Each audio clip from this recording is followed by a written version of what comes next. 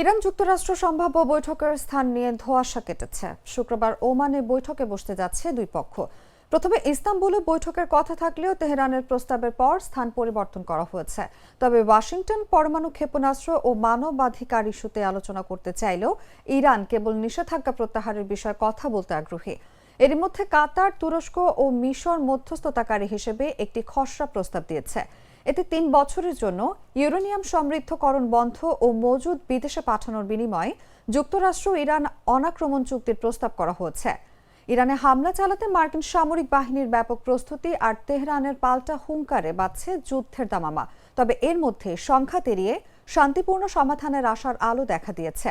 বিভিন্ন আন্তর্জাতিক গণমাধ্যম বলছে শুক্রবার বৈঠকে বসতে যাচ্ছে দুই পক্ষ।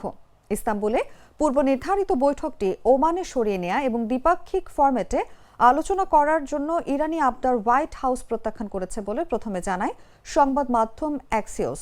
যদিও পরে আরব নেতাদের অনুরোধে মার্কিন প্রশাসন ওমানে আলোচনায় বসতে রাজি হয়েছে বলে নিশ্চিত করে সংবাদ মাধ্যমটি। দুধার চকলেটে একাকার হয়ে ওঠা প্রাণ লেয়ার সম্পর্কের মিষ্টি ম্যাজিক।